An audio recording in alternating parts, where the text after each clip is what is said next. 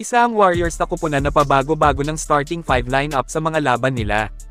Pero may lineup na ngayon si Kerr na madalas niyang ginagamit at naging epektibo naman din. Ito ay sina Stephen Curry, Brandon Podziemski, Moses Moody, Jimmy Butler at Draymond Green. Pansin natin na minsan gumagamit si Kerr ng isang legit center position, ito po ay ang kanilang 7-footer rookie center na si Quinton Post. Nakadepende nga ang starting 5 lineup na gagamitin ng Warriors coach sa starting 5 lineup ng kalaban. Madalas sinasabayan ng Warriors coach veteran ang starters ng kalaban na kupunan. Ngunit para kay Butler mga kaibigan ay may nakita siyang mas malakas na starting 5 lineup nila. Kasama dito si Jonathan Kuminga na power forward. Papangalanan natin ang 5 ito ay sina Stephen Curry, Moses Moody, Jimmy Butler, Jonathan Kuminga at Draymond Green. Sabi ni Butler napakatibay daw ng depensa ng lineup na ito, at the same time malakas din ang opensa. Ilagay sa bench si Brandon Podziemski, malalim din ang kanilang bench, may Buddy Hield, Gary Payton, Tuge Santos at Quinton Post.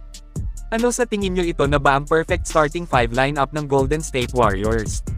Ito po ang sinabi ni Butler, pakinggan natin. Basketball, when you got 2.5 elite defenders on the 0.5 that can switch, that are communicating to everybody on the floor. And then on the offensive side, you just got guys that are just flying around, high IQ guys that are getting the ball where it needs to go and helping the ball get to the basket. I think with us 3 out there, good things should happen.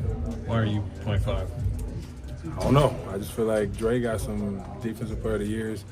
He's a freak athlete and 22 years old, and then I'm just there. Ngayon ay dito naman tayo sa bagong player ng GSW, kinuha ito ng Dubs bilang dagdag 2-way contract player ng team. Ito ay si Braxton Key, ilang video na ang nagawa natin tungkol kay Key mga kaibigan. Ginawa natin ulit kasi talagang nag-iingay siya sa G-League ngayon, kung saan napaka-consistent ng magandang performance na kanyang ipinapakita sa Santa Cruz Warriors. Nasabi nga din ng kanilang coach na si Nicholas Kerr noong nakaraan mga kaibigan, ay mala Draymond Green daw po ang depensa nitong si Braxton Key. Sa mga hindi pa nakakaalam, center ang posisyon ni Key sa Santa Cruz Warriors. May tangkad siyang 6'8", matangkad pa kina Jimmy Butler at Kuminga na parehong 6'7" sila. Ito, panoorin po natin ang galawan ni Braxton Key. Sana mabigyan siya ng minuto ni Kerr sa Warriors.